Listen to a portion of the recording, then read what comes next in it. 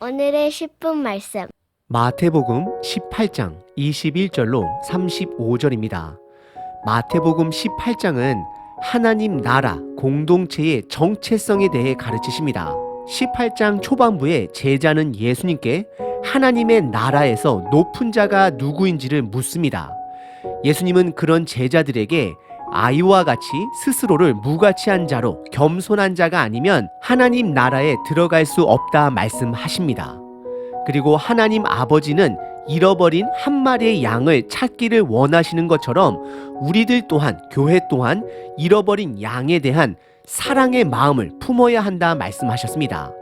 그 예로 공동체 안에 작은 자가 연약한 자가 죄를 범하게 되었을 때에 사적으로 만나 권면을 하고 그래도 돌아오지 아니하면 한두 사람과 함께 단호하게 죄의 심각성에 대해 알려주어야 한다 말씀하셨습니다. 그럼에도 불구하고 돌아오지 아니하면 교회의 이름으로 돌아오도록 강하게 권면을 해야 하는데 그래도 돌아오지 않으면 그 사람을 멀리해야 함을 말씀하십니다. 오늘 본문은 이와 관련된 질문을 제자가 특별히 베드로가 예수님께 여쭙게 됩니다. 죄 지은 작은 자가 본인의 죄를 깨닫고 돌아올 때에 몇 번까지 용서를 해 주어야 하는지를 묻게 됩니다. 오늘 본문의 주제는 용서입니다. 성경이 가르치는 용서의 방향은 매우 분명합니다. 그것은 사람이 하나님의 용서를 경험했으면 다른 사람을 용서하는 것은 옵션이 아니라 의무임을 분명하게 말씀하고 있습니다. 용서받은 사람은 남을 용서해야만 합니다. 하지만 우리들의 삶 속의 용서는 매우 어렵습니다. 그래서 우리는 용서의 방향성을 놓치지 말고 끝까지 붙들고 살아가야 합니다. 남을 향한 용서를 연습함으로 나를 향하신 하나님의 용서를 인정하는 연습을 해야 합니다. 오늘 본문의 매우 명확한 주제, 용서를 다루지만 삶 속에서 해결되지 않는 우리의 용서 또한 다시 한번 돌아보는 시간 되시길 바랍니다. 21절에 제자의 대표인 베드로가 예수님께 용서의 범위에 대해 질문을 합니다. 몇 번까지 용서를 해야 하는지, 그리고 그 당시 종교 지도자들의 전통에 따른 7번까지 용서를 해야 하는지 묻습니다. 7번의 용서는 아마도 구약에서 7배의 저주 또는 징벌에서 온 것 같습니다. 동생 아벨을 살해한 가인을 살해할 경우에 하나님께서는 7배의 벌을 주시겠다 말씀하셨습니다. 그리고 레위기 26장에서는 이스라엘 백성의 죄로 말미암아 7번의 징벌을 말씀하십니다. 그리고 7이라는 숫자는 세상이 창조된 7일의 숫자이므로 완전한 숫자로 유대인들은 여겨왔습니다. 그래서 유대 문화 기준으로 그 당시 7번까지 용서하는 것은 많이 용서하는 것이었습니다. 하지만 예수님의 대답은 22절에 7번뿐만 아니라 7번을 70번까지라도 용서하라 말씀하시며 무한 용서를 말씀하십니다. 그리고 이어서 왕과 종의 비유의 이야기를 시작하십니다. 23절에 그러므로라고 시작을 하며 용서에 대한 더 자세한 이야기를 설명해 주십니다. 23절에 하나님의 나라는 종들의 빚을 결산하려는 왕과 같다라고 말씀을 하십니다. 그리고 24절에 10,000달란트를 왕에게 빚진 자가 등장합니다.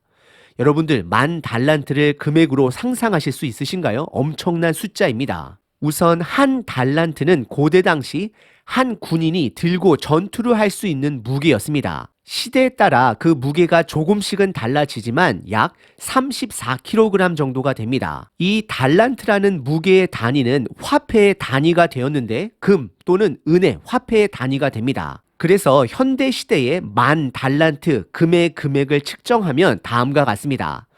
1달란트의 금액은 약 28억 원의 금액에 해당합니다. 그리고 그 28억 원 곱하기 10,000배가 바로 이 종이 빚진 금액입니다. 그래서 25절에 이 종은 이 빚을 갚는 것이 불가능했습니다. 그래서 왕은 명령하여 그의 몸과 아내와 자식들과 모든 소유를 팔아 갚게 합니다. 하지만 그때 종이 26절에 엎드려 절하며 참아달라, 인내해달라 간청을 하며 최선을 다해 갚겠다 간청을 합니다. 그러자 왕은 27절에 마음을 바꾸어 그 종을 불쌍히 여겨 그 빚을 다 탕감해 줍니다. 할렐루야입니다. 그리고 28절에 종이 나가서 집으로 돌아가는 길에 그에게 빚진 동료, 친구를 만납니다. 그 금액은 100데나리온을 빚진 자입니다. 그가 왕에게 빚진 금액과 100데나리온을 비교하면 60만 분의 1이 됩니다. 탕감을 받은 종은 그의 빚진 동료의 목을 잡고 빚을 갚으라라고 폭력을 행사합니다. 그러자 29절에 빚을 진 동료가 다음과 같이 간청을 합니다. 그 동료가 엎드려 간구하여 이르되 나에게 참아 주소서 갚으리이다라고 고백을 합니다. 그 빚진 자의 친구의 고백은 그 종이 왕에게 간청했을 때와 동일한 간청인 것입니다. 하지만 30절에 그는 허락하지 않습니다. 그는 은혜를 왕에게 받았음에도 불구하고 그는 남들에게 은혜를 베풀지 않습니다. 그리고 그 동료를 옥에 가두어 버립니다. 그리고 이 사건을 지켜본 동료들에 의해 왕의 귀에게까지 들어갑니다. 그리고 그 왕은 그를 불러다가 32절서부터 34절까지 다음과 같이 선언을 합니다.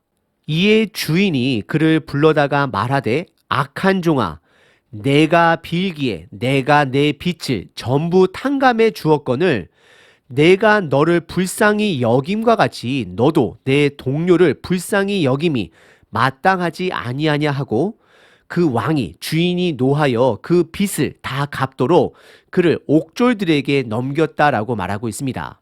결국 그는 감옥에 갇혀 버립니다. 예수님은 이 이야기를 마치시고 35절에 각각 마음으로부터 억지로가 아니라 자원하는 마음으로 진실된 마음으로 형제를 용서하지 아니하면 하늘 아버지께서도 너희에게 이와 같이 할 것이다 라고 말씀을 하십니다. 예수님이 제자들을 향한 이 이야기는 너무 분명해서 놓칠 수가 없습니다. 우리가 하나님의 용서를 경험했음에도 불구하고 다른 사람을 용서하지 않는다라는 것은 하나님의 심판이 우리들에게도 있을 것을 말씀합니다. 그래서 예수님은 이 부분을 주기도문에서도 가르쳐 주셨습니다. 그리고 매우 강하게 말씀하십니다. 하나님이 우리의 죄를 용서해 주시고 우리들 또한 남의 죄를 용서하겠다가 아니라 우리가 우리에게 죄 지은 자를 용서해 준 것 같이 우리의 죄를 용서해 달라 분명하게 용서에 대해 가르치십니다. 내가 남을 용서하지 못하면 하나님의 용서 또한 없음을 기도를 통해 가르쳐 주시고 계십니다. 예수님의 가르침은 너무나도 분명합니다. 하지만 그 용서를 삶 속에서 실천하기에는 어려움이 있습니다. 사복음서에 드러난 예수님의 가르침 중에는 지키기 너무나도 어려운 가르침들이 있습니다. 특별히 마태복음 5장에 보시면 원수를 사랑하라 명령하시며 그러므로 하늘에 계신 너희 아버지의 온전하심 같이 우리들도 온전하라 완벽하라 말씀을 하십니다. 어떻게 우리들이 하나님처럼 온전해질 수 있겠습니까? 그럼에도 불구하고 왜 예수님은 이와 같이 지키기 불가능한 가르침을 주시고 있을까요?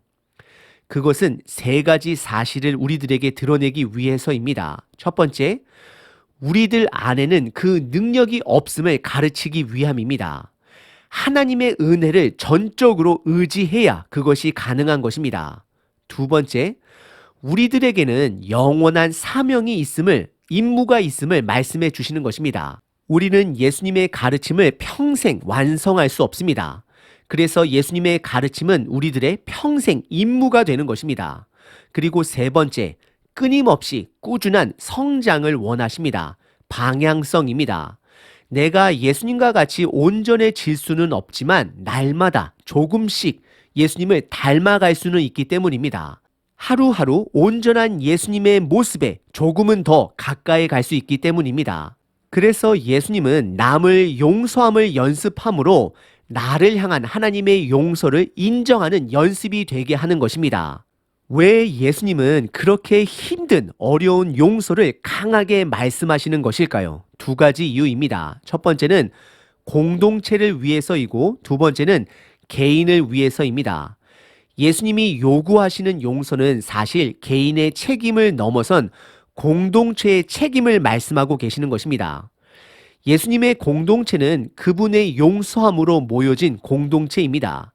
그래서 그 공동체가 성장하기 위해서는 공동체 전체가 용서의 책임을 가지고 살아가야 합니다. 그래서 사도행전 7장에 보시면 스데반 집사님은 죽는 순간 속에서도 본인을 향해 돌을 던지는 자들을 향하여 용서를 구하며 그들의 돌에 맞아 죽을 수 있었던 것이었습니다. 그리고 그를 잡아 죽인 책임자가 되는 어린 사울 또한 그가 구하지 않은 용서를 이미 받은 자가 되어 하나님 나라의 사도 바울로서 쓰임을 받게 됩니다. 그리고 두 번째, 예수님께서 용서를 명령하시는 것은 개인을 위해서입니다. 내가 용서하지 않으면 그 가해자가 여전히 내 삶을, 내 마음을 지배합니다. 나를 어렵게 합니다. 우리들은 심판자가 아닙니다. 공의로우신 하나님께서 반드시 심판하실 것입니다. 하나님의 기준으로 심판하실 것이고 하나님의 기준으로 용서해 주실 것을 우리는 신뢰해야 하며 믿어야 합니다. 나의 죄가 용서를 받은 것처럼 하나님의 기준으로 그들 또한 심판 또는 용서를 받을 것입니다. 그 판단은, 그 기준은 하나님 한 분만이 가능한 것입니다.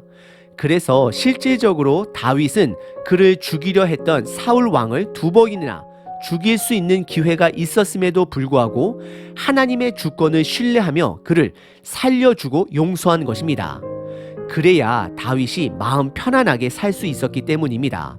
우리가 남을 용서해야 내가 자유로울 수 있습니다. 오늘 본문은 예수님께서 하나님의 용서를 경험한 자는 남을 반드시 용서해야 함을 가르치십니다. 이것이 저와 여러분들 삶의 방향이 되어 하나님의 공동체를, 내 자신을 건강하게 만들어 가시는 자 되시길 바랍니다. 하나님, 용서 너무 어렵습니다. 하나님의 도움 없이는 용서할 수 없음을 고백합니다.